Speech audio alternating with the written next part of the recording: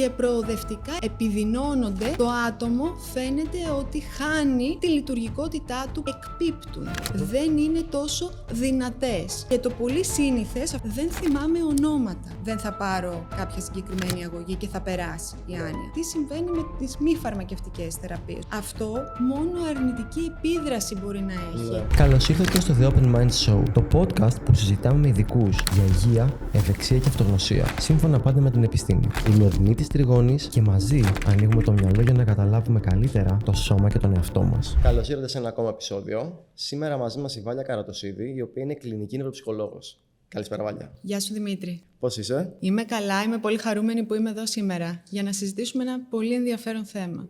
Όντως, είναι ένα θέμα που πραγματικά επιστήμον ενδιαφέρει όλες τις ηλικίες. Και όπως είπαμε και πριν, όσο περνάνε τα χρόνια θα ενδιαφέρει όλο και περισσότερο, γιατί υπάρχει περισσότερη έρευνα. Αλλά αρχικά μίλησέ μας λίγο για σένα. Εγώ είμαι ψυχολόγος, έχω εξειδίκευση στην κλινική νευροψυχολογία σε επίπεδο μάστερ και έχω κάνει το διδακτορικό μου στο Πάντιο, όπου μελέτησα τις νοητικές λειτουργίες και την συναισθηματική νοημοσύνη στην ηγεσία.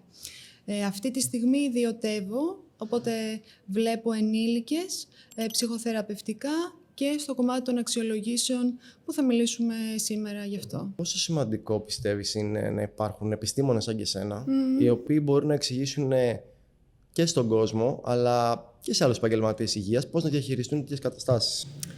Γενικά, τα τελευταία χρόνια υπάρχει αρκετή εξειδίκευση, οπότε αυτό είναι πολύ θετικό και για εμάς, τους επαγγελματίες ψυχικής υγείας, αλλά και για το ευρύ κοινό. Γιατί έτσι διαχέεται καλύτερα η πληροφορία, οπότε γνωρίζουμε και για πιο εξειδικευμένα πράγματα πιο πολλές πληροφορίες, για να υπάρχει πρόσβαση σε όλους, για να κάνουμε τη ζωή καλύτερη όλων. Ωραία. Σήμερα θα μιλήσουμε για την άνοια. Ένα πολύ, δεν θα πω ταμπού, θα πω ένα θέμα το οποίο δεν πολύ συζητιέται τόσο πολύ. Είναι πάρα πολύ σημαντικό, γιατί πάρα πολλοί άνθρωποι πάσχουν από αυτή την νευροεκφυλιστική νόσο. Ναι. Οπότε θα ήθελα αρχικά να μας δώσεις έναν ορισμό, τι είναι η άνοια και πώς διαφέρει από την απλή γνωστική γύρανση, ας πούμε. Δεν ξέρω αν είναι θέμα ταμπού, αλλά αισθάνομαι ότι όλοι το έχουμε στο νου μας ότι θα αργήσει πολύ να συμβεί, ότι δεν μας αφορά, ότι δεν είναι τόσο κοντά μας. Αλλά από τη στιγμή που έχει αυξηθεί πάρα πολύ το προσδόκιμο, γνωρίζουμε ότι μελλοντικά πολλοί από εμάς μπορεί να νοσήσουμε, ή αν το πάμε στο τώρα, ότι πολλοί συγγενείς μας, γονείς μας, μπορεί να νοσήσουν από την άνοια. Τι είναι η άνοια? Φυσικά υπάρχει αυτό που λέμε φυσιολογικό γύρας, δηλαδή από τα 65 και μετά ξέρουμε ότι εκπίπτουν αρκετές νοητικές λειτουργίες. Ωστόσο, η άνοια είναι μία νόσος νευροεκφυλιστική. Δηλαδή, τι σημαίνει αυτό? Ότι ξεκινά, υπάρχει μια έναρξη και προοδευτικά εξελίσσεται. Δηλαδή, επιδεινώνονται κάποιοι τομείς, όπως είναι οι νοητικές λειτουργίες των ανθρώπων αυτών, και επίσης είναι μια ομπρέλα. Δηλαδή, τι εννοώ είναι μια ομπρέλα? Υπάρχουν πολλά είδη ανιών, απλά στο ευρύ κοινό είναι πιο γνωστή η Αλτσχάιμερ, αλλά δεν είναι μόνο η Αλτσχάιμερ. Πρακτικά, τι σημαίνει? Ότι λόγω διάφορων αλλοιώσεων εγκεφαλικών και λόγω εξαιτίας αυτών κάποιων νοητικών δυσκολιών που θα προκύψουν, το άτομο φαίνεται ότι χάνει τη λειτουργικότητά του προοδευτικά. Δηλαδή, δεν μπορεί να αυτοεξυπηρετηθεί. Αυτό δεν συμβαίνει στην αρχή, όταν ξεκινάει η νόσος, αλλά προοδευτικά το άτομο χάνει σταδιακά τη λειτουργικότητα και την αυτονομία του, και αυτό είναι η μεγαλύτερη συνέπεια και για τον ίδιο, αλλά και για το σύστημα, για το περιβάλλον μέσα στο οποίο βρίσκεται, για την οικογένειά του, για τους συγγενείς του. Υπάρχουν κάποια μοτίβα ή κάποιες ενδείξεις μπορούμε να την εντοπίσουμε, και όχι όταν συμβεί προφανώς, χρόνια πριν, για να καταλάβουμε ότι ένας άνθρωπος υπάρχει περίπτωση να έχει άνοια μελλοντικά? Πολύ ωραία ερώτηση. Πρακτικά, αν πούμε πότε ξεκινάει η εκφύλιση του εγκεφάλου μας, θα σου ακουστεί λίγο περίεργο, αλλά γνωρίζουμε ότι από τα 25 έτη, 30 και μετά, ο εγκέφαλός μας γερνάει. Ναι. Δηλαδή, τι σημαίνει αυτό? Ότι αναπτύσσονται οι λειτουργίες μας από τότε που είμαστε παιδιά, φτάνουν σε ένα πικ εκεί στα 20-25 που λέμε ότι αναπτύσσονται οι εκτελεστικές λειτουργίες, πιο σύνθετες λειτουργίες, οργάνωση, προγραμματισμός σκέψης, ευελιξία σκέψης, κριτική σκέψη. Και μετά κάποιες λειτουργίες, θα εξηγήσω, σιγά σιγά φαίνεται ότι εκπίπτουν, δεν είναι τόσο δυνατές. Και εννοώ ποιες είναι αυτές: η προσοχή μας, η ταχύτητα επεξεργασίας, το εύρος των πληροφοριών που μπορούμε να συγκρατήσουμε στη μνήμη μας. Οπότε αυτό δεν φαίνεται πρακτικά όταν είμαστε 30, 40, 50, Ναι. αλλά από κάποια ηλικία και μετά αρχίζουν να γίνονται λίγο πιο έντονες αυτές οι εκπτώσεις, να το πω Ναι. έτσι. Ωστόσο, αυτή είναι η φυσιολογική πορεία των νοητικών λειτουργιών. Σε πολλούς ανθρώπους όμως ακούμε ότι μπορεί να ξεχνάνε τα ραντεβού τους, να θέλουν για παράδειγμα να πάνε στο σούπερ μάρκετ και εκεί που πήγαιναν και τα είχαν όλα στο νου τους, μπορεί να γυρίσουν σπίτι και να πει ο σύντροφος ή σύντροφος «αυτό δεν το πήρες, εκείνο δεν το πήρες».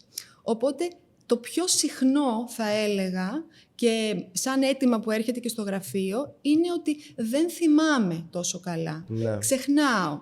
Μπορεί να έχω να δω καιρό έναν φίλο μου και να μην θυμηθώ πώς τον λένε. Ή να μου έρχεται να θέλω να πω, να λέμε ότι θέλω να πω μια λέξη και να ακούω πολύ συχνά να μου λένε είναι στη γλώσσα μου, απλά δεν μπορώ να θυμηθώ τη λέξη. Ξέρω τι θέλω να πω και δεν μου έρχεται η λέξη. Οπότε εγώ θα έλεγα ότι κυρίως νοητικά έχει να κάνει με το κομμάτι της μνήμης, δηλαδή το άτομο, και είναι και αυτό που το άτομο καταλαβαίνει και αντιλαμβάνεται πιο εύκολα, το κομμάτι της μνήμης και το κομμάτι οτιδήποτε έχει να κάνει με τις λέξεις, με το λόγο δηλαδή, με την επικοινωνία. Οπότε είπαμε ότι γύρω στα 25 ξεκινάει η μείωση της γνωστικής λειτουργίας των ανθρώπων. Υπάρχει κάποιος τρόπος αυτό να το καθυστερήσουμε? Δηλαδή, ξεκινάει στα 25 κάποια φθορά, φυσιολογική είναι, φανταστώ. Σωστά, φυσιολογική. Διαβάζοντας, κάνοντας καλύτερη διατροφή, άμα γυμναζόμαστε, αυτό υπάρχει περίπτωση να το κάνουμε να ξεκινήσει πιο αργά? Τι ξέρουμε? Στα καλά νέα είναι ότι η νευρογένεση, τι σημαίνει νευρογένεση? Ότι δημιουργούνται νέοι νευρώνες, έτσι, Ναι. στον εγκέφαλό μας. Αυτό δεν σταματά ποτέ. Και αυτό είναι πάρα πολύ θετικό, όπως καταλαβαίνεις, γιατί μπορεί να είμαι 80-90 χρονών, με πιο αργούς ρυθμούς, αλλά αναγεννώνται νέοι νευρώνες. Τι λέει όμως η έρευνα? Η έρευνα λέει ότι κάνοντας οτιδήποτε περνάει από το χέρι μας, και θα εξηγήσω, για να έχουμε μια καλύτερη ζωή, αυτό μπορεί να αναστείλει τυχόν έναρξη κάποιας νευροεκφυλιστικής νόσου, κάποιας άνοιας, ή ακόμα και να εμφανιστεί, τότε θα έχουμε όσο το δυνατόν λιγότερα συμπτώματα ή θα επιμικρύνουμε περισσότερο χρονικά την αυτονομία μας και τη λειτουργικότητά μας. Τι ξέρουμε ότι βοηθάει? Διατροφή, μεσογειακή διατροφή. Επίσης, νοητική άσκηση. Θα εξηγήσω σε λιγάκι τι εννοώ. Σωματική άσκηση. Δηλαδή, ξέρουμε από έρευνες ότι κάνοντας 30 λεπτά περπάτημα 3-4 φορές την εβδομάδα, αυτό μπορεί να λειτουργήσει προστατευτικά. Ναι.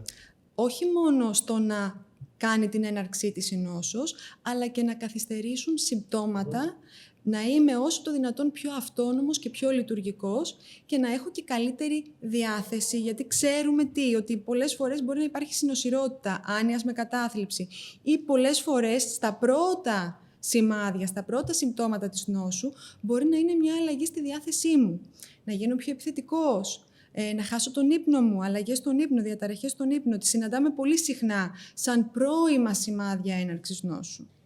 Παίζει ρόλο τώρα κάτι, επειδή σκέφτηκα.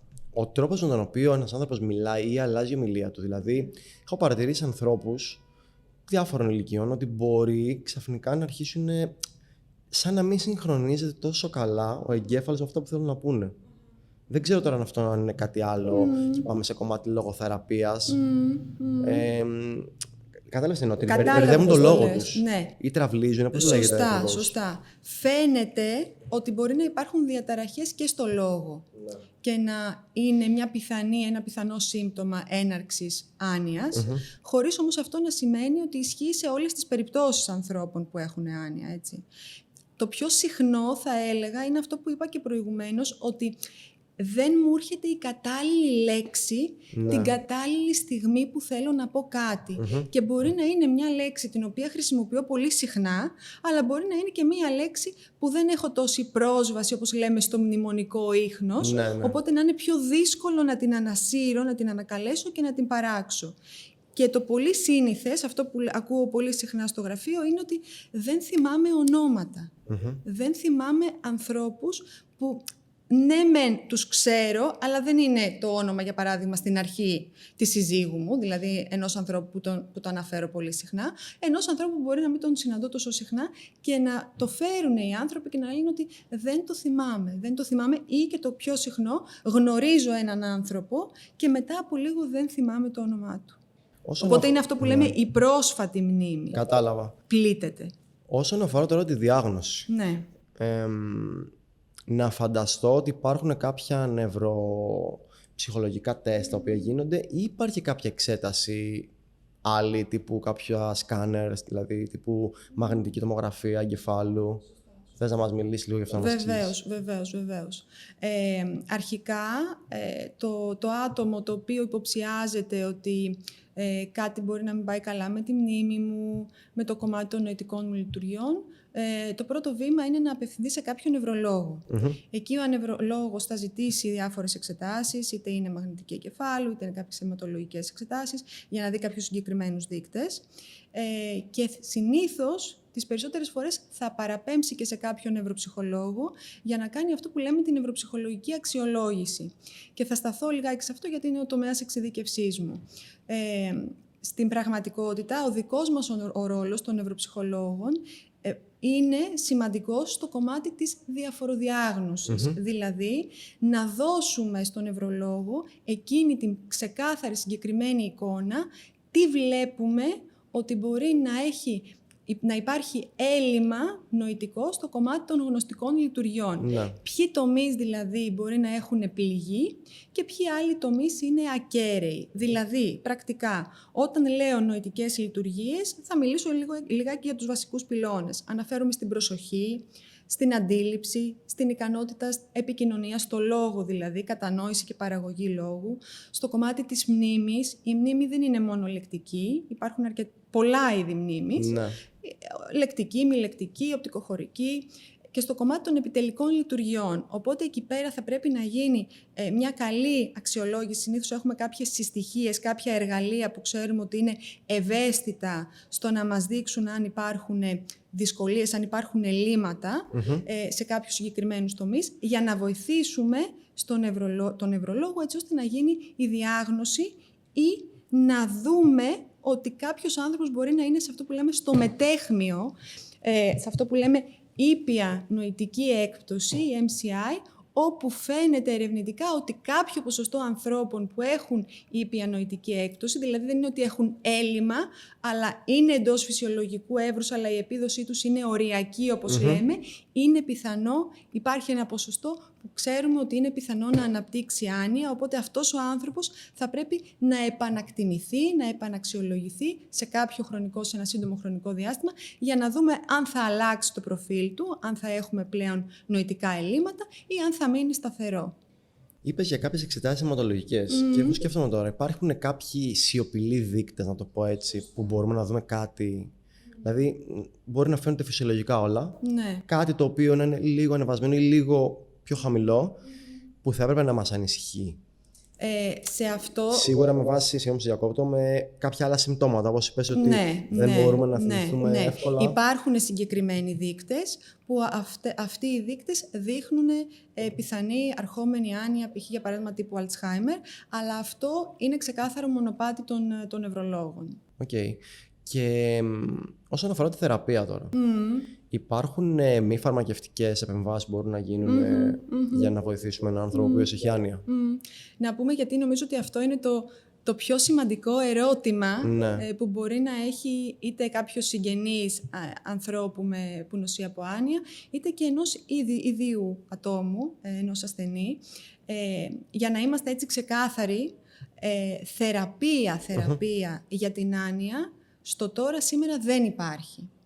Υπάρχουν κάποιες αιτιολογικές, όπως λέμε, θεραπείες, κάποια πρωτόκολλα που έχουν αναπτυχθεί τα τελευταία χρόνια, που φαίνεται ότι καθυστερούν την εμφάνιση κάποιων αλλοιώσεων στον εγκέφαλο, αλλά αυτή τη στιγμή φαρμακευτική θεραπεία για την άνοια δεν υπάρχει. Δηλαδή δεν θα πάρω κάποια συγκεκριμένη αγωγή και θα περάσει η άνοια. Δυστυχώς κάτι τέτοιο στις μέρες μας δεν υπάρχει. Πάμε να δούμε όμως πέρα από το κομμάτι το φαρμακευτικό, τι συμβαίνει με τις μη φαρμακευτικές θεραπείες, όπως λέμε. Μίλησα προηγουμένως για το κομμάτι της νοητικής άσκησης. Ξέρουμε ότι και καθυστερεί και είναι και ένας ισχυρός προληπτικός δείκτης για την εμφάνιση της άνοιας, αλλά και καθυστερεί την εμφάνιση περισσότερων συμπτωμάτων. Επίσης, ξέρουμε ότι η νοητική ενδυνάμωση φαίνεται να βοηθά πολύ στο κομμάτι των νοητικών λειτουργιών και της αυτονομίας. Τι σημαίνει νοητική ενδυνάμωση? Είναι διάφορα εργαλεία, διάφορες ασκήσεις νοητικές, οι οποίες μπορεί να είναι είτε με χαρτί και μολύβι, να είναι στον υπολογιστή, όπου τι θέλουμε να κάνουμε? Θέλουμε να επανεκπαιδεύσουμε το άτομο, όχι να ξεπεράσει τις νοητικές δυσκολίες, τις δυσκολίες του στη μνήμη, αλλά πώς θα βρει αντισταθμιστικές, όπως λέμε, στρατηγικές, για να αντισταθμίσει, να παρεμποδίσει τη δυσκολία, αλλά ωστόσο να είναι λειτουργικός. Δηλαδή, τι άλλα μέσα μπορώ να βρω? Για παράδειγμα, θέλω να πάω στο σούπερ μάρκετ, δεν μπορώ να θυμηθώ, τι κάνω? Πολύ απλά κάνω μία λίστα. Και διάφορες άλλες στρατηγικές, όπου το άτομο μπορεί να εκπαιδευτεί για να τις εφαρμόζει στην καθημερινότητά του, για να είναι λειτουργικό. Δεν σημαίνει ότι υπάρχει ίαση, ότι το άτομο δεν θα έχει τις δυσκολίες. Ναι, να ρωτήσω κάτι όμως. Αυτό που έχει με τη λίστα, ναι, είναι λογικό, άμα έχεις πάρα πολλά προϊόντα. Απλά εγώ τι σκέφτομαι? Αν κάποιος κάνει αυτή τη λίστα, δεν είναι λίγο σαν όμως τεμπελιάζει ο εγκεφαλός του? Όχι. Για να μην σκεφτεί? Πολύ, πολύ ωραία ερώτηση. Όχι. Γιατί το θέμα είναι το αποτέλεσμα. Δηλαδή, πώς εγώ θα πετύχω, δεδομένων των δυσκολιών που μπορεί να αντιμετωπίζω, να είμαι όσο το δυνατόν πιο αυτόνομος και λειτουργικός. Είτε αυτό είναι μια λίστα, είτε είναι μια καλύτερη οργάνωση της καθημερινότητάς μου, είτε είναι το να έχω ένα σταθερό πρόγραμμα. Όλα αυτά με βοηθούν. Ο στόχος δεν είναι να κάνω μια αξιολόγηση και να σκοράρω υψηλά. Ναι. Δεν είναι λειτουργικό. Ο στόχος είναι ποιος? Είναι δεδομένων των δυσκολιών που μπορεί να αντιμετωπίζω, πώς εγώ θα εξακολουθήσω για πολύ καιρό από τότε που έχει ξεκινήσει η νόσος, να είμαι αυτόνομος, λειτουργικός, να έχω μια καλή ποιότητα ζωής. Και εγώ, αλλά και όλο το πλαίσιο στο οποίο βρίσκομαι, γιατί πλήττεται η ζωή όλης της οικογένειας. Τι σκέφτηκα πάλι? Σκέφτηκα ότι λέμε τώρα για το πόσο οι ασκήσεις βοηθάνε την νοητική ενδυνάμωση. Η φαντασία. Ναι. Και γιατί θέλω να πω για τη φαντασία? Όταν διαβάζουμε ένα βιβλίο, στην ουσία τι κάνουμε? Αυτό που διαβάζουμε, προσπαθούμε να το κάνουμε εικόνα στο μυαλό μας. Λειτουργεί η φαντασία μας, σωστά? Σωστά. Άρα είναι και αυτό ένας τρόπος από τα πρώτα χρόνια της ζωής μας, δηλαδή από μικρός, άμα διαβάζεις συστηματικά, είτε που τα μαθητικά χρόνια, στο πανεπιστήμιο, να κλείνεις ασκήσεις, αυτό όλο βοηθάει, μπορεί να ισορροπήσει τη φθορά αυτή που υπάρχει. Πολύ ωραία ερώτηση. Η έρευνα μας λέει τι?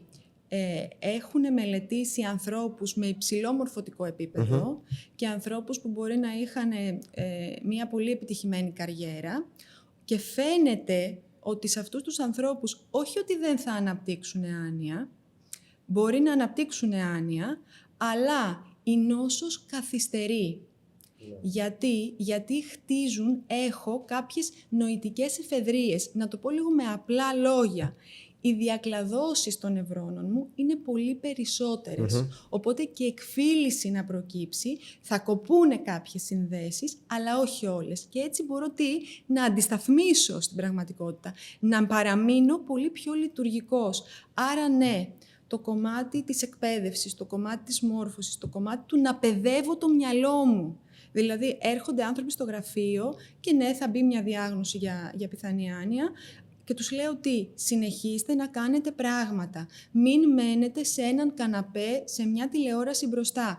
Όσο κινούμε, δρώ, ενεργώ, τόσο με συντηρώ και συντηρώ τον εαυτό μου στο να νιώθω καλά. Γιατί είναι και αυτό το κομμάτι, έτσι. Το να μην παραιτηθώ, που είναι πολύ κρίσιμο σε αυτή την ηλικία και μετά από μια τέτοια διάγνωση. Είχα διαβάσει ένα βιβλίο ενός Ιάπωνα γιατρού, ο οποίος ήταν, νομίζω, κοντά στα 80 και δούλευε ακόμα. Και εξηγούσε στο βιβλίο, δεν μιλάει για την άνοια το βιβλίο, Ναι. αλλά έκανε αναφορά και έλεγε ότι είμαι ακόμα στη δουλειά, διότι επειδή είμαι ενεργός και βοηθώ τους ανθρώπους, νιώθω την ικανοποίηση και αυτό κρατάει το μυαλό μου υγιές, έλεγε. Σωστά. Και επίσης είχε επισημάνει ότι οι άνθρωποι οι οποίοι δουλεύουν είτε σε μια εργασία, ας πούμε, να είσαι γιατρός, να έχεις ένα γραφείο, να έχεις κάτι, είτε κάνουν δουλειές στο σπίτι τους, δηλαδή να έχουν ένα πρόγραμμα ότι θα κάνω κυπουρική, Σωστά. θα κάνω δραστηριότητα, θα καθαρίσω το σπίτι μου. Όλο αυτό τους βοηθούσε. Όλο αυτό λίγο έχετε σε αντιπαράθεση λίγο με το κλασικό ελληνικό στυλ. Βγαίνω στη σύνταξη Πολύ ωραία ερώτηση. και σταματάω πραγματικά να ζω, να κινούμαι, να κάνω τα πάντα. Ακριβώς. Τι λέω. Η σύνταξη για πολλούς ανθρώπους μπορεί να φαντάζει τι ωραία θα βγω στη σύνταξη. Δεν ξέρω αν είναι... Νομίζω ότι αυτό είναι λίγο μιας προηγούμενης γενιάς. Ακριβώς.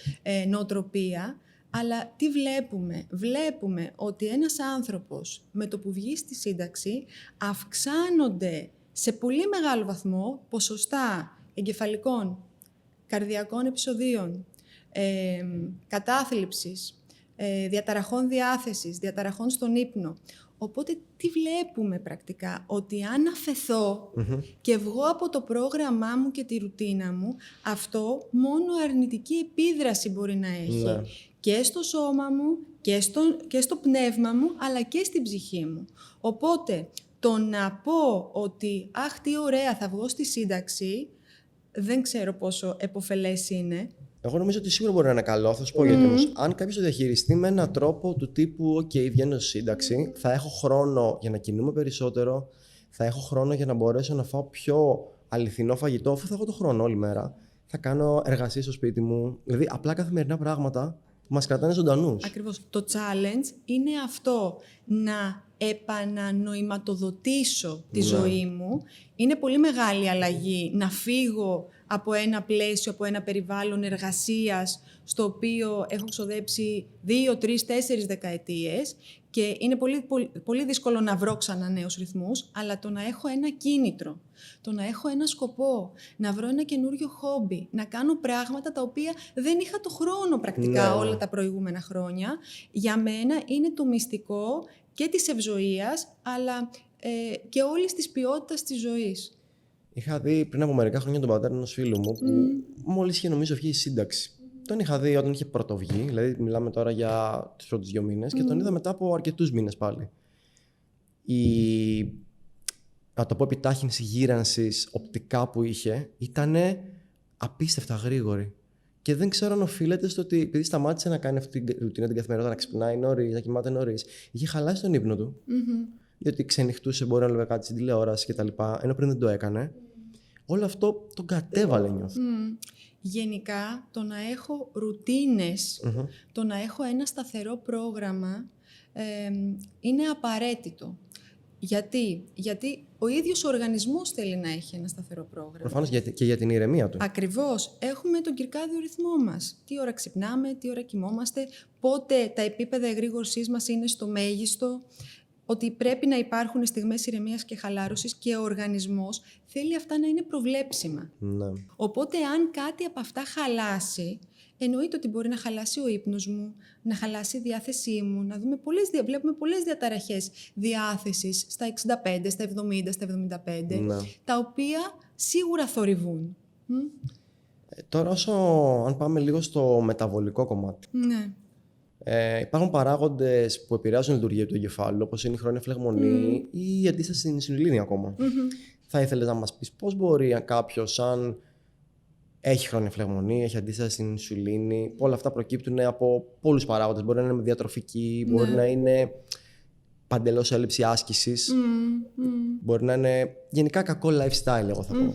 Πώς αυτό μπορεί να επηρεάσει έναν άνθρωπο και πώς μπορεί να το διορθώσει φυσικά. Ξέρουμε ότι η χρόνια φλεγμονή, το οξυδωτικό στρες, το χρόνιο άγχος επηρεάζουν πάρα πολύ τη λειτουργία του εγκεφάλου μας. Με αποτέλεσμα να δημιουργούνται δυσκολίες. Ναι. Είτε έχουν να κάνουν σε κομμάτι νευροδιαβιβαστών, σε κομμάτι ορμονών, αλλά και σε κομμάτι λειτουργίας των νευρώνων μας. Ναι. Οπότε πρακτικά το να λέμε, ακούμε πολύ συχνά αυτή την καραμέλα θα πω, πρόσεχε τον εαυτό σου. Η αυτοφροντίδα είναι κάτι το οποίο το λέμε πάρα πολύ τα τελευταία χρόνια, το οποίο υπάρχουν πολλοί άνθρωποι που ενοχλούνται από αυτό, γιατί λένε τι είναι αυτή η αυτοφροντίδα και η αυτοφροντίδα, πόσο εγωιστικό είναι κτλ. Αλλά ας αφήσουμε λίγο τις λέξεις και πάμε λίγο να κοιτάξουμε την ουσία. Εάν εγώ δεν φροντίσω τον εαυτό μου, τι θα φάω, πόσο ποιοτικό και θρεπτικό θα είναι αυτό που θα φάω.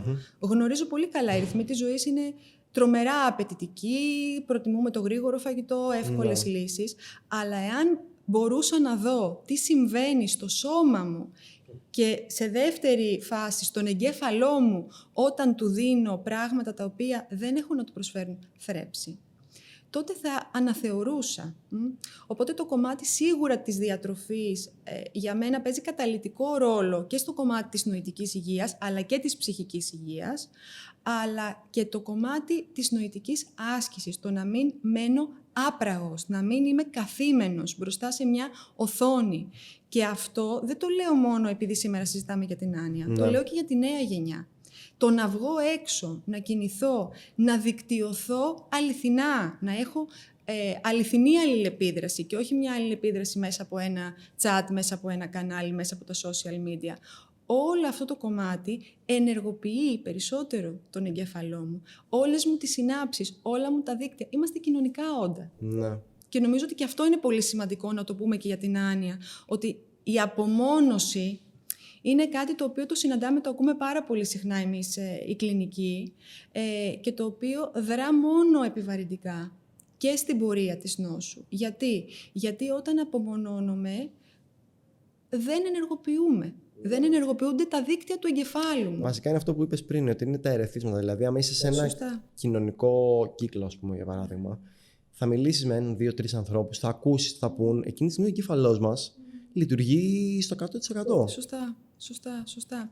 Και δεν είναι μόνο ότι εκείνη τη στιγμή, αν το δούμε δηλαδή πρακτικά, ενεργοποιούνται δεξιότητες νοητικές. Ναι. Ο λόγος μου, η μνήμη μου, η προσοχή μου, η ικανότητα του χιούμορ μου, να συνδεθώ, οι ορμόνες, το bonding όπως λέμε, ο δεσμός, ο κοιτοκίνη. Γίνεται ένα explosion, μια έκρηξη συνάψεων και λειτουργιών που αυτό σκέψου πόσο εάν απομονωθώ δεν συμβαίνει τίποτα. Μα είναι από τους βασικούς πυλώνες του lifestyle medicine, της ιατρικής τρόπου ζωής. Είναι η διατροφή, η άσκηση σίγουρα, παίζουν πολύ σημαντικό ρόλο, αλλά είναι η κοινωνικοποίηση. Γιατί επηρεάζει την ψυχολογία. Άμα είσαι μόνος σου, μπορεί να μην νιώθεις καλά και μπορεί να υποπέσεις, σε ένα φάση επεξεργασμένα τρόφιμα. Και είναι πολύ κακό αυτό. Και τώρα ήθελα να σε ρωτήσω το εξής. Εντάξει, τα πιο πολλά τρόφιμα στις μέρες μας έχουν υποστεί κάποια επεξεργασία, δεν γίνεται, το ξέρουμε όλοι. Είτε κατά τη διάρκεια της παραγωγής τους, είτε κατά τη διάρκεια της συσκευασίας τους. Τώρα, όσον αφορά όμως τα υπερεπεξεργασμένα τρόφιμα, αυτά που είναι στο σούπερ μάρκετ, τα κρουασάν, σοκολάτες, όλα τα σχετικά, που περιέχουν και πάρα πολύ ζάχαρη, πόσο μπορούν να βλάψουν έναν άνθρωπο σιωπηλά, εγώ θα πω. Ωραία ερώτηση. Όσον αφορά το κομμάτι της υπερεπεξεργασίας τροφών, εγώ θα το προσεγγίσω από τη σκοπιά του τρόπου που λειτουργεί ο εγκέφαλός μου. Εννοείται ότι δεν μπορεί να γίνει αργή πρόσληψη όλων των θρεπτικών συστατικών, οπότε ανεβαίνει πάρα πολύ το ζάχαρο. Και όσον αφορά το κομμάτι της επεξεργασίας, της νοητικής επεξεργασίας, ναι, ο εγκέφαλος λειτουργεί με τη γλυκόζη, αλλά σκέψου πόσο απότομα αυτό ανεβαίνει και πόσο απότομα αυτό κατεβαίνει και πώς ακούω πολύ συχνά και νέους ανθρώπους να λένε αισθάνομαι αυτό που λέμε brain fog, το μίχλι του μυαλού. Και ήθελα σήμερα στο διακόπτω να σου πω όσες φορές μπορεί, ξέρω εγώ, εντάξει, γιατί μέσα στην εβδομάδα μου σίγουρα θα φάω κάποιο λίγο πιο χαλαρό γεύμα, μπορεί να έχει επεξεργασμένα πράγματα μέσα, είμαστε εντάξει, άνθρωποι. Σωστά. Θα γίνει κι αυτό. Βεβαίως. Πάντα την επόμενη μέρα, ειδικά τις πρώτες πρωινές ώρες, δεν νιώθω όπως θα έπρεπε να νιώθω όταν θα έχω κοιμηθεί και θα έχω φάει σωστά, θα έχω κάνει τη σωστή ρουτίνα μου, να πω. Και βλέπω πολύ μεγάλη διαφορά, ίσως με πολύ λίγο, επειδή ίσως συνηθίζει ο οργανισμός μας με μια καθαρή τροφή και όταν του τη δίνεις μετά αυτή, είναι σαν το αυτοκίνητο. Βάζεις, ξέρω εγώ, ένα τύπου καύσιμο το οποίο δεν είναι καλό. Μπορεί να δεις επιπτώσεις. Ακριβώς. Και γενικότερα με όλο το κομμάτι της διάθεσης παύλα ενέργειας, το ακούω πάρα πολύ συχνά στη θεραπεία, ότι όταν οι θεραπευόμενοι πρόσεξαν περισσότερο τι προσλάμβαναν, τι τρώγανε με απλά λόγια, άρχισαν να νιώθουν και τη διάθεσή τους πολύ καλύτερη, τα επίπεδα ενέργειας πολύ πιο υψηλά και περισσότερο παραγωγική και αποτελεσματική. Επίσης, επειδή μιλάμε για την άνοια, γνωρίζουμε ότι η υψηλή αρτηριακή πίεση δρά επιβαρυντικά στην εμφάνιση άνοιας. Τα καρδιαγγειακά δρούν και αυτά επιβαρυντικά. Οπότε δεν είναι τυχαίο το να με προλαμβάνω και το να προσέχω τι τρώω, να προσέχω την πίεσή μου, την αρτηριακή, να κάνω τα check-up μου, να με φροντίζω. Όλα αυτά δρούν προστατευτικά και για την υγεία του εγκεφάλου μου. Άρα, αν σε ρώταγα, πώς μπορούμε να προλάβουμε, να το πω, την άνοια δεν θα πω από τα πρώτα στάδια της ζωής μας, γιατί μπορεί να μην έχουν όλοι συμπτώματα, θα πω από τα 40 και μετά. Πολύ ωραία. Η λέξη κλειδί είναι το να με προσέχω. Να είμαι όσο το δυνατόν πιο αυτόνομος λειτουργικός, δηλαδή πρακτικά να έχω καλά επίπεδα ύπνου, επαρκή, ποσοτικό και ποιοτικό ύπνο. Στον ύπνο, ο ύπνος δεν είναι μόνο για ξεκούραση, Καλά, 100%. και για χαλάρωση. Απλά είναι ακόμα λίγο... Δεν υπάρχει τόσο γνώση στον κόσμο για την υπερδύναμη του ύπνου. Γιατί είναι υπερδύναμη. Ακριβώς. Θα πω ένα πολύ απλό χαρακτηριστικό παράδειγμα. Η μνήμη μου, η ικανότητά μου δηλαδή το να αποθηκεύω, να παγιώνω πληροφορίες, φαίνεται ότι το μεγαλύτερο ποσοστό επιτυγχάνεται στον υπόκαμπό μου κατά τη διάρκεια του ύπνου μου. Οπότε, αν δεν κοιμηθώ, δεν μπορώ να παγιώσω, να αποθηκεύσω. Και αν δεν μπορώ να παγιώσω, δεν μπορώ να μάθω. Ναι. Και η μάθηση είναι αυτό το οποίο μας κρατά ζωντανούς, έτσι. Οπότε, ο ύπνος, διατροφή, πρόγραμμα, ρουτίνα, είμαι ενεργός, δουλειά, παίρνω από κάπου ικανοποίηση, να είμαι παραγωγικός, να παίρνω ευχαρίστηση από αυτό που κάνω. Κοινωνικό δίκτυο, υποστηρικτικό δίκτυο, αληθινοί άνθρωποι. Όχι επικοινωνία μέσα από το chat. Και σίγουρα το να κρατάω το μυαλό μου ενεργό, να κάνω πράγματα. Ακόμα και αυτό που λέμε με αυτό, είναι πολύ απλό. Γιατί να το κάνω? Πρέπει να το κάνω. Γιατί αν δεν το κάνω, θα είμαι λειτουργικός, θα είμαι αυτόνομος. Οπότε το να είμαι ένας ενεργός άνθρωπος, για μένα αυτό σε όλους τους τομείς και όχι σε έναν-δύο τομείς, αυτό για μένα είναι το μυστικό, να κρατήσω τον εγκέφαλό μου όσο το περισσότερο ενεργό και σε καλή κατάσταση. Σε μια πρόσφατη έρευνα που είχα διαβάσει, δεν θυμάμαι τώρα ποιο πανεπιστήμιο ήταν νομίζω συνεργασία Research Center από Αγγλία και από Αμερική, είχαν βρει ότι οι άνθρωποι οι οποίοι γυμνάζονται, είτε κάνουν προπόνηση με βάρη, είτε κάνουν αναπνευστική προπόνηση, δηλαδή τρέξιμο ή κάποια άλλη δραστηριότητα, τείνουν να είναι πιο έξυπνοι. Άρα αυτό εγώ μπορώ να σκεφτώ, αν σκεφτώ τη φυσιολογία της άσκησης, ότι το οξυγόνο τι κάνει, μεταφέρει όλα τα θρεπτικά συστατικά σε όλο τον οργανισμό. Συνεπώς και στον εγκέφαλο. Σωστά. Άρα το οξυγόνο που προσλαμβάνουμε μέσω της άσκησης μπορεί να βοηθήσει και αυτό και στην πρόληψη, αλλά και αν υπάρχουν κάποια σημάδια, σωστά, ώστε να τα ηρεμήσουμε, να το πω.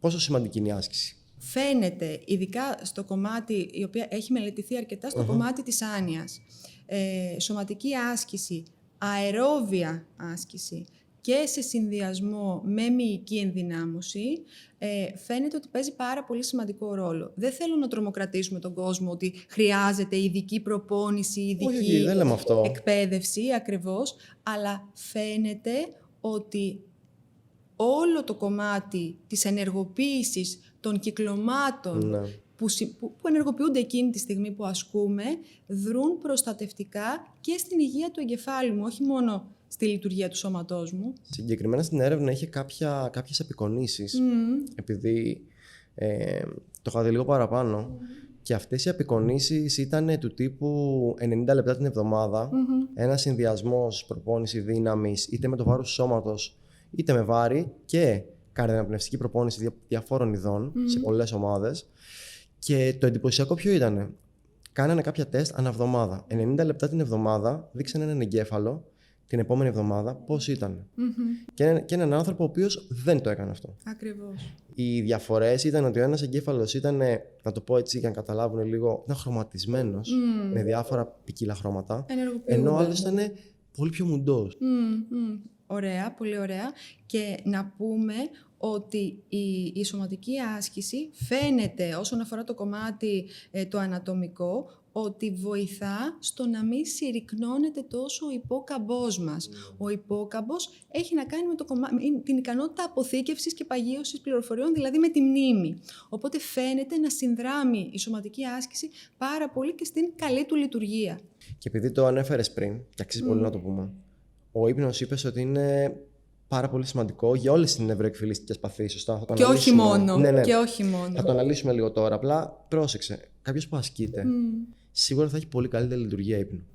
Σωστά. Μπορούμε να το δούμε από πάρα πολλές απόψεις. Κουράζεσαι παραπάνω, χρειάζεσαι περισσότερο ύπνο, θα κοιμηθείς άρα πιο εύκολα, θα πέσεις πιο εύκολα σε ένα βαθύ ύπνο. Ακριβώς. Εντάξει, βέβαια δεν μιλάμε τώρα για ακραίες προπονήσεις, οι οποίες μπορεί να σε επηρεάσουν. Να σε καταπονούν. Ναι, δεν μιλάμε για αυτό. Μιλάμε για κάτι το οποίο είναι. Για ένα μέσο άνθρωπο. Οπότε, πώς μπορούμε μέσω του ύπνου, της σωστής ρουτίνας και καλής λειτουργίας του ύπνου, να προλάβουμε τις νευροεκφυλιστικές παθήσεις?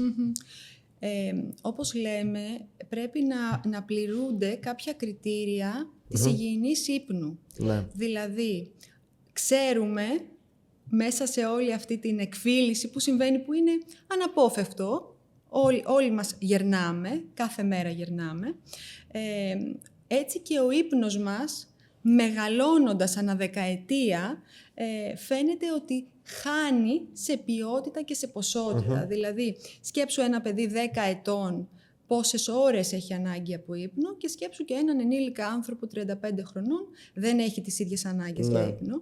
Πόσο μάλλον ένας άνθρωπος 70-80 χρονών έχει ακόμα λιγότερη ανάγκη από ύπνο. Ναι. Και μεγαλώνοντας είναι πιο εύκολα να προκύψουν και αυτό που λέμε διαταραχές στον ύπνο. Ποια είναι εκείνα, θα πω έτσι, 3-4 πολύ βασικά κομμάτια που είναι καλό να τα τηρούμε. Το να έχω ένα σταθερό πρόγραμμα, δηλαδή να κοιμάμαι μια συγκεκριμένη ώρα, να μην ξεφεύγω πολύ και το να ξυπνάω μια πολύ συγκεκριμένη ώρα. Έτσι από μόνος του οργανισμός μπαίνει και βγαίνει από τον ύπνο αυτόματα, να το πούμε έτσι. Οπότε δεν χρειάζεται ιδιαίτερο κόπο από μένα. Επίσης, το να είμαι σε ένα πολύ ήρεμο και ήσυχο περιβάλλον. Θέλουμε ένα περιβάλλον το οποίο να έχει καλή θερμοκρασία, ούτε πολύ ζέστη, ούτε πολύ κρύο. Δηλαδή, οι 21 βαθμοί είναι ιδανικοί για να κοιμηθώ. Πρέπει να είναι πλήρως σκοτεινό το περιβάλλον. Ναι, παίζει πολύ σημαντικό ρόλο. Ακριβώς. Έτσι φαίνεται ότι ο ύπνος είναι αποδοτικότερος, είναι πιο ποιοτικός και μειώνονται και τα ξυπνήματα, οι αφυπνήσεις κατά τη διάρκεια της νύχτας. Και αυτό που δεν θέλουμε, ειδικά σε έναν άνθρωπο ο οποίος έχει κάποιες διαταραχές στον ύπνο του, είναι δεν θέλουμε καθόλου ύπνο μέσα στην ημέρα. Ναι. Δηλαδή, δεν θέλουμε αυτό που λέμε τη μεσημεριανή σιέστα. Ακόμα και αν ένας άνθρωπος μεγαλύτερης ηλικίας έχει ανάγκη να ξεκουραστεί, καλό είναι να ξαπλώσει, να κλείσει τα μάτια του, να ηρεμήσει για ένα μισάωρο, 40 λεπτά, αλλά καλύτερο είναι να μην κοιμηθεί. Γιατί αυτό, αν κοιμηθεί, μπορεί να επηρεάσει σε μεγάλο βαθμό την ώρα που θα πέσει για ύπνο. Και επίσης αποφεύγουμε αλκοόλ, αποφεύγουμε καφεΐνη, βαριά τρόφιμα, βαριά φαγητά λίγες ώρες πριν τον ύπνο. Θέλουμε να είμαστε πιο ανάλαφροι πριν κοιμηθούμε και καλό είναι, όπως λέω, να κάνουμε πράγματα τα οποία 2-3 ώρες πριν κοιμηθούμε, πριν την ώρα που θα πέσουμε στο κρεβάτι, να μας ηρεμούν, να μας χαλαρώνουν, ένα μπάνιο, να ακούσουμε μουσική, να διαβάσουμε το βιβλίο μας. Και κάτι ακόμα όσον αφορά την ποιότητα και την ποσότητα του ύπνου μου, ο ύπνος θα πρέπει να είναι σε ένα πολύ ελεγμένο περιβάλλον. Δηλαδή, δεν γίνεται να κοιμάμαι στον καναπέ. Δεν γίνεται να αλλάζω δωμάτια. Πρέπει να είναι ένα σταθερό περιβάλλον που εκεί πέρα να το έχω συνδέσει ότι είναι ο χώρος που ηρεμώ και χαλαρώνω. Πιστεύεις τώρα προσωπικά ότι ο σκοπός και το νόημα που έχουμε στη ζωή, ή αν το βρούμε, όταν το βρούμε, μπορεί να βοηθήσει στην πρόληψη της άνοιας? Τι σημαίνει σκοπός? Σκοπός σημαίνει για μένα κίνητρο. Έχω όρεξη, έχω διάθεση, θέλω να καταφέρω κάτι. Σκέψη. Σκέψη, ακριβώς, οργάνωση, προγραμματισμό, κίνηση, δράση. Ο νους είναι υπηρέτης του σώματος. Ο νους υπάρχει για να εξυπηρετεί το σώμα. Το σώμα πρέπει να είναι λειτουργικό, να δρά, να κάνει. Οπότε το να έχω έναν στόχο, όποιος και να είναι αυτός, δεν υπάρχει τέλειος, ιδανικός, μικρός, μεγάλος, είναι η πηγή έμπνευσης, είναι η κινητοποιώς δύναμη για να ενεργώ και για να αισθάνομαι και καλά. Όλοι αυτοί οι συγγενείς ανθρώπων που έχουν άνοια και είναι εκεί έξω, πώς μπορούν να εντοπίσουν σημάδια που, γιατί κάποιοι μπορεί να μην μένουν με κάποιους ανθρώπους που είναι στην τρίτη ηλικία καθημερινά. Είναι μόνο αυτό με την απώλεια μνήμης που είπαμε, ή υπάρχει και κάτι άλλο που μπορούμε να δούμε? Για μένα, οι συγγενείς, οι φροντιστές, όπως λέμε, ατόμων με άνοια, είναι ο πιο αξιόπιστος δείκτης, ο πιο αξιόπιστος κριτής, και οι πληροφορίες που έχουν να δώσουν στην κλινική συνέντευξη είναι καθοριστικής σημασίας. Ναι. Γιατί είναι οι άνθρωποι που περνάνε πολύ χρόνο μαζί με τους ασθενείς, είναι οι άνθρωποι που μπορούν πολύ εύκολα να παρατηρήσουν τυχόν αλλαγές που μπορεί να προκύψουν, και αυτές οι αλλαγές δεν είναι μόνο στη μνήμη, μπορεί να είναι στη διάθεση, μπορεί να είναι στη συμπεριφορά, μπορεί οι άνθρωποι να σου λένε ότι έχασε το χαμόγελό του, Ναι. δεν είναι τόσο χαρούμενος. Κάθεται σε έναν καναπέ, από εκεί που έβγαινε, έκανε, έρανε, είχε φίλους, απομονώθηκε. Έχει γίνει επιθετικός, σκέφτεται πράγματα τα οποία δεν βγάζουν νόημα, ή μου λέει πράγματα τα οποία δεν ισχύουν. Οπότε για μένα οι συγγενείς είναι ο πιο αξιόπιστος δείκτης, γιατί μπορούν να ξέρουν τον άνθρωπο πριν και τον άνθρωπο πώς έχει γίνει μετά. Το μεγαλύτερο λάθος που πιστεύεις ότι γίνεται στους ανθρώπους που έχουν άνοια, είτε από επαγγελματίες υγείας, είτε από τους ίδιους ανθρώπους που είναι κοντά τους, ποιο πιστεύεις ότι είναι? Εγώ θα έλεγα ότι αυτό που λείπει είναι η ψυχοεκπαίδευση. Δηλαδή, όλοι έχουμε στο νου μας το πιο ιατροκεντρικό μοντέλο, ότι δεν νιώθω καλά, θα πάω στο γιατρό, κάτι θα μου δώσει και θα περάσει, θα γίνω καλά. Όταν έχω μία νευροεκφυλιστική νόσο, που το λέει και η ίδια η λέξη, υπάρχει προοδευτική εκφύλιση, υπάρχει προοδευτική επιδείνωση, και είναι κάτι το οποίο είναι χρόνιο και μία αναστρέψιμο. Εκεί πέρα αισθάνομαι ότι δεν υπάρχει, για πολλούς λόγους, ξεκάθαρη πληροφόρηση και του ίδιου του ασθενούς, αλλά και των φροντιστών και των συγγενών, για το τι είναι αυτό που καλούμαστε να αντιμετωπίσουμε. Εγώ αναρωτιέμαι, μήπως η άνοια δεν ξεκινάει όταν αρχίζουμε να ξεχνάμε, και ξεκινάει μήπως όταν σταματήσουμε να προκαλούμε το μυαλό μας? Θα έλεγα ότι η αλήθεια είναι κάπου στη μέση. Δηλαδή, ξέρουμε ότι πολύ βασικές λειτουργίες, αν πληγούν, π.χ. αν δεν ακούω καλά, γιατί ξέρουμε ότι μεγαλώνοντας μπορεί να επηρεαστεί και η ακοή μας. Συνδέεται με την άνοια. Συνδέεται. Αν δεν βλέπω καλά, και αυτό συνδέεται. Πρακτικά, αν το δούμε, τι γίνεται. Αυτά τα κυκλώματα που δούλευαν, να το πω έτσι πολύ λαϊκά, πάβουν να δουλεύουν. Οπότε δεν μπαίνουν τα ερεθίσματα. Δεν μπαίνει η πληροφορία. Και αυτός είναι ένας πιθανός λόγος που ναι, μπορεί να εμφανίσω άνοια. Αν σου έλεγα να πεις τώρα σε όσους μας βλέπουν 3 συμβουλές, είτε έχουν κάποιον συγγενή τους ο οποίος έχει άνοια, είτε εκείνοι οι ίδιοι νιώθουν ότι κάτι δεν πάει καλά, ποιες θα ήταν? Το νούμερο 1, έγκαιρη διάγνωση. Δηλαδή, καλύτερα να πάω κάπου νωρίτερα για να δω εάν όντως υπάρχει μια δυσκολία στο κομμάτι των νοητικών λειτουργιών ή όχι. Αυτό μπορεί να προλάβει και να με προετοιμάσει καλύτερα. Οπότε θα έλεγα το κομμάτι της έγκαιρης διάγνωσης παίζει πολύ σημαντικό ρόλο. Δεύτερον, ο καθησυχασμός. Δεν ήρθε το τέλος του κόσμου. Είναι κάτι το οποίο μπορώ να το συντηρήσω με τους κατάλληλους τρόπους, με την κατάλληλη προσέγγιση και με τους κατάλληλους ειδικούς, έτσι ώστε και το άτομο το οποίο νοσεί, αλλά και το πλαίσιο, και μιλάω ξανά και ξανά για το πλαίσιο γιατί παίζει σημαντικό ρόλο και στο κομμάτι της συντήρησης και διατήρησης της αυτονομίας του ατόμου, αλλά και το να υπάρχει και μια καλή ποιότητα και ένα υποστηρικτικό περιβάλλον. Οπότε αυτό το κομμάτι παίζει πάρα πολύ σημαντικό ρόλο. Και ένα τρίτο, θα έλεγα ότι όσο το δυνατόν ο στόχος είναι το να νιώθω όσο το δυνατόν ότι έχω εμένα. Δηλαδή, οι άνθρωποι αισθάνονται ότι θα χάσουν τον εαυτό τους. Και αυτό δημιουργεί πολύ μεγάλο φόβο και αναστάτωση. Οπότε, το να προσπαθώ κάθε μέρα να πετύχω πράγματα, ρουτίνες σταθερές, για μένα είναι το πιο ισχυρό μέσο για να αισθάνομαι κι εγώ ο ίδιος καλά, αλλά και για να είναι και λειτουργικό όλο το πλαίσιο. Κατάλαβα. Ήταν πάρα πολύ ωραίο επεισόδιο. Ευχαριστώ πάρα πολύ που ήσουν εδώ. Κι εγώ. Ελπίζω μελλοντικά να υπάρχουν και νέες έρευνες και δεδομένα για να μπορούμε να τα ξανασυζητήσουμε όλα, γιατί όπως είπαμε και πριν... Είναι κάτι το οποίο μελετάτε πάρα πολύ, υπάρχει πολλή έρευνα. Ακριβώς.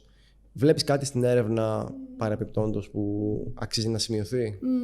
Θεωρώ ότι θεραπευτικά θα έχουμε και φαρμακευτικά πολλά νέα τα επόμενα χρόνια και ίσως και πέρα από το κομμάτι το φαρμακευτικό, θεωρώ ότι επειδή υπάρχει αρκετή μελέτη και αρκετή έρευνα και στις μη φαρμακευτικές θεραπείες, και εκεί πέρα θα βρούμε αυτό που λέμε τη χρυσή τομή, για να πετύχουμε τα μέγιστα το για αυτή να την γίνει ομάδα. σύντομα.